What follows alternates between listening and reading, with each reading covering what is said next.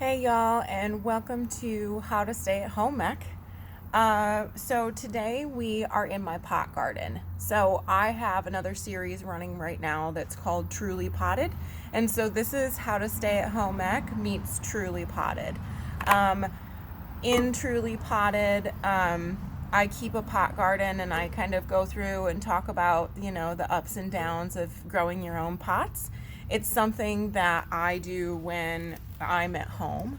And I find really that growing your own food, growing some plants, having some flowers, having something to take care of in this time that maybe needs your attention possibly every day right now, is a really great way to spend your time. Gardening is very therapeutic, and so today we're going to plant ourselves a pot. And I'm actually planting a pot today for someone else. At a time you get, like if you start planting, a lot of times you acquire a lot more than you need, and that is what I have done. I have a little bit more than I need, and so I'm going to share today. But this is going to be a little bit about planting a pot, and then also, in my case, giving a gift to someone, the gift of being able to take care of something in this time when we're spending more time at home. So I'm in my pot garden trying to enjoy some of the shade. The sun is coming over the tops of the trees super fast. So by the end of this video, we may be straight into the sun. But so right now I have a pot. I have some soil, some really good soil. We'll talk about that. I've got something to scoop my soil. I've got some gloves because I don't want to get super dirty. I've got some fertilizer, and then I've got some water. And so what I'm going to do is, this pot has had something in it in the past, and it's just a little bit dusty. So I'm going to put my gloves on, and I'm just going to kind of work my hands around the edge of the pot here. I'm using my arm, guys. All right, there we go. I'm just going to work my hands just a little bit around the edge of the pot to get some of the dirt off. And down the inside of the pot, there's a little bit of a cobweb in there.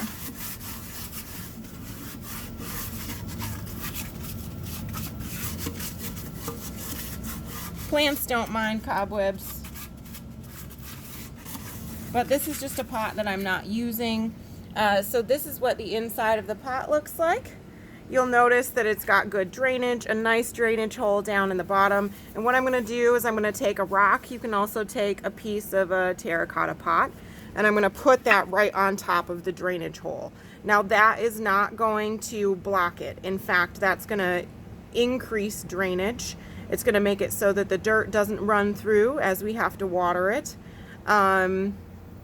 And it's also going to make it so that the water runs around it and easily runs out the base, which are all good things. So to start off with, I'm just going to get some soil, and I'm going to put the soil in here. I'm going to fill it about halfway full. So what I'm planting today is this. This is an elephant ear bulb. When I got it, it didn't have these lovely little extras going on here, so I'm really excited. It's actually starting to grow, even as it was sitting in our garage. So you'll notice it's got two little horns, and then it's got a little guy right there. It'll grow here, it'll grow around the edges. Now when I got this, it was just a bulb, like just a bauble. And so if you ever get one of these elephant ear bulbs, and they're really, really gorgeous, I'll show you as we're sitting here. You see that plant right there, the one in the red pot, that is an elephant ear. And so that is what this bulb will grow into. So sort of a before and after situation. And they're just absolutely gorgeous plants. They're super tropical looking, and they're very cheery. The leaves are just magnificent. The leaves are magnificent. So, or majestic. That's what I was looking for. Majestic leaves. So when I got this, like I said, it didn't have any of these growths on it. The side that the growths are growing out of, that's the top. But if you get this in a bulb form, what you'll do is you'll kind of turn it around in your hands, and it's very obvious that there's two ends. There's circles all the way around. You see it kind of looks like a Jupiter sort of situation. But there's definitely two ends. There's this end and there's this end. And so chances are the end that is the root end, which is this end that we're looking at, we know now, like I said, because there's little growths, but if there's not little growths, usually the bottom is really dappled. It might have little hairs growing off of it. It's got places where the roots used to be. It's usually a little bit uglier. Now, if you get a bulb, and this is something that I read, if you get a bulb and you can't tell the top or the bottom, no problem. Plant it anyway. They say that you can actually plant it on its side. If you're really not sure, you can plant it on its side, and the bulb will work itself out. Things will grow, so don't take too much, or don't get too upset about it if you can't figure out which side is the top and which side is the bottom, but it's easy for us today. So I'm going to put some soil in here.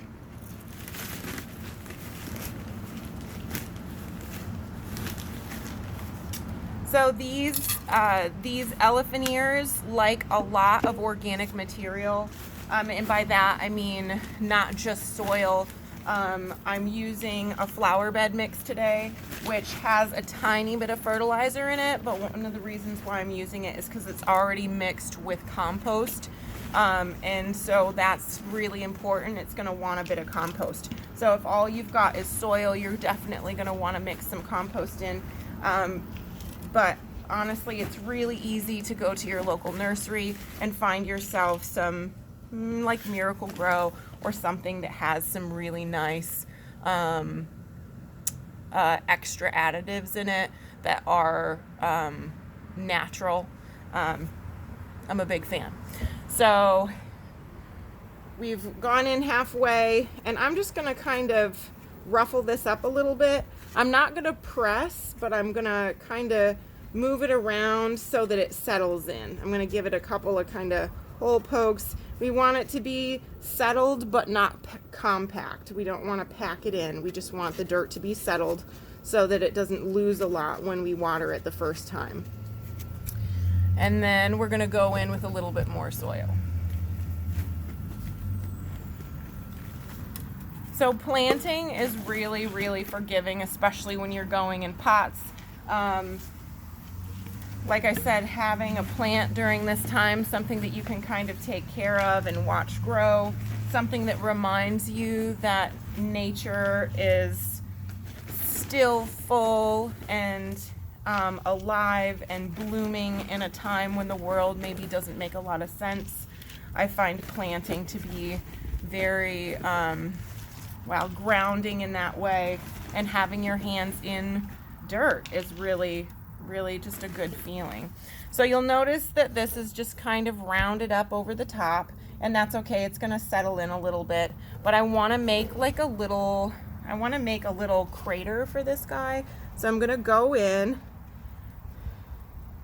and I'm going to make a space right here, and I'm going to kind of just gentle little pats, because I want that space to be there, but I also want him to be mounded. I want him to be on the top, and we're not going to bury it all the way. So we're going to go in with a little bit more. Yeah, we definitely don't want to bury this bulb. It's already got little extras. You want to keep it halfway out of the ground or out of the soil, however you end up doing it.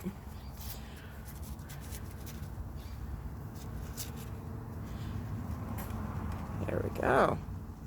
So we're going in. So we've made him a little space. You're going to set him right down in there, and then we're going to put the soil up and around.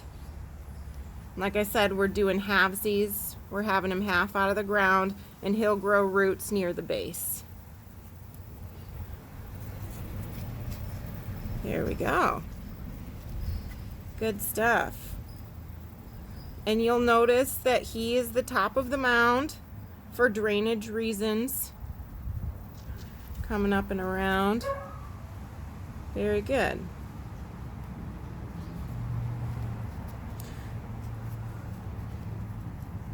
All right. So now you could probably stop here. I might lift him just a little bit more. I'm gonna lift him. So I'm gonna do the exact same thing. I'm just pulling him up a little bit. This is just a personal preference. I want him to be a little bit higher in here. So I lifted it up, I put some dirt underneath, and then I'm going around again, just like I did before. All right, looks good.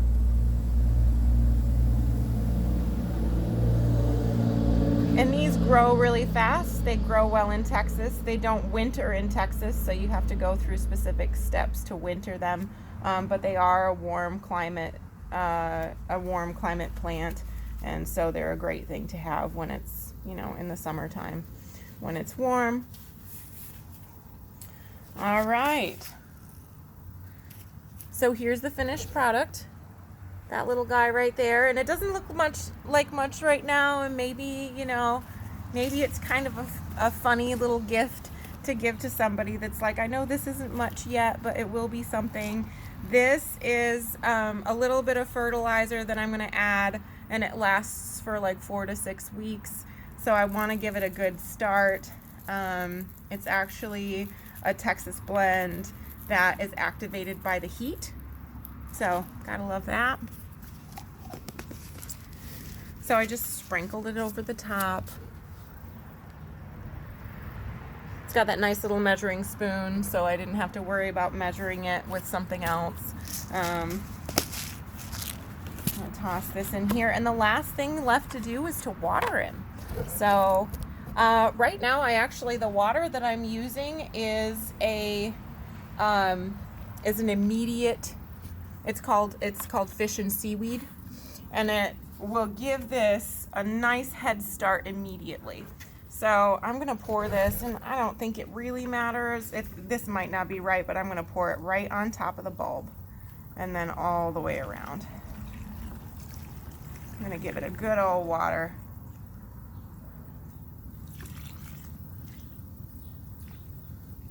So the little dots that I put on are gradual release. So I want something that's going to feed it right now when it's starting out. And so that fish and seaweed will do that today, and then over time the little beads will start to kick in, and that will, keep it nice and healthy. So what I'm doing now is, because when I watered it, some of the water came away, or some of the soil came away, I'm just kind of pulling the dirt back up to the edges, like so, and pushing it down a little bit. And he's ready. Now you can add a little bit more soil to this if you want. As you water it, the soil is going to settle, just because the water kind of pulls it down and packs it in, and we love that. That's not a problem at all. And so now I'm going to take my gloves off, and because it's a gift, and because I've got time, I'm going to give it just a little bit of an extra little oomph. So I love bows. Bows are like my favorite thing. I think that the way that I signify my heart, I guess, in a gift that I give to someone is by tying a bow around it. It's just very cheery, and so what I'm going to do today is I'm going to tie a bow around this, and I've got some gorgeous rainbow ribbon.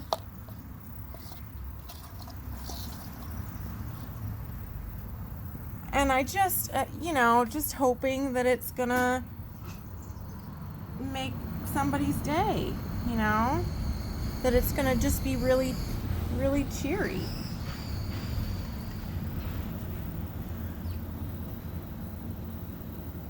So there's that.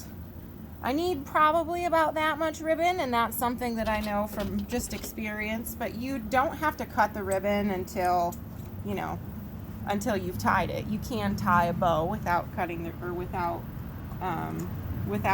ribbon on one side, so that it gives you a little bit extra. So I'm going to come over here so you can kind of see what I'm doing. And we'll probably tie more bows on this channel because, tying bows is one of my favorite things to do. So, mostly because you kind of have to play with the bows a little bit. You have to talk to them and they talk back to you. So I'm gonna tie a little spot first. And then we'll go into the bow. So you kind of have to go with the bow. So the bow will kind of tell you which direction it wants to go. And if you pull it in the wrong direction, like if you've got a bow with a wire on it, chances are you'll be able to tweak it a little bit more. But sometimes if you try to tweak the direction of a bow and you're trying to tweak it against its natural inkling based on how you've tied it, it just doesn't really work out very well.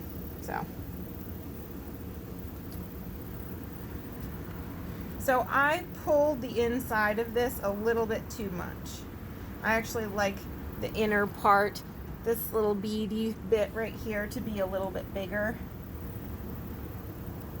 So I'm going to pull that back out a little bit. Oh gosh. Coming back up. This tapered pot situation is going to prove a little bit difficult, but I have adhesive, like double-sided tape or Zots or something, and you can just put one in the back or two on the sides, and it'll be just fine until, whoever gets it and decides to take the bow off. Whew. Trying to pull this back out. There we go. You can pull it back out a little bit. There we go. It just opens up the look of it. I'm a big fan of that. Okay.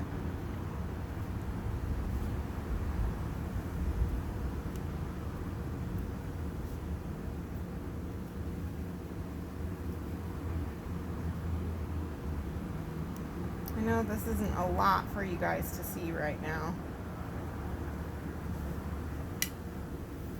but that is not too shabby. I think it looks cute. And you can also get like double bows on there, but I really just like the kind of clean look of one bow. Kind of says I love you. I'm a big fan. So now I'm going to cut the edges. You can cut them up or down, however you like. You can leave the strings long if you want it to kind of blow in the breeze a little bit.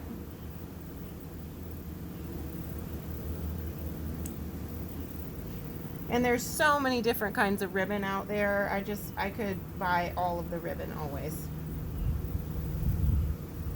Going into Joann's and looking at, bows is, oh gosh. All right, so this is our finished product.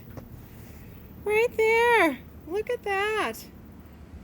A little joy for somebody so that they can have potted plants too and grow beautiful things and feel good about the world. I don't know if those all go together, but I'm a big fan. So, so I'm going to put this in the trunk of my car and go for a little bit of a drive.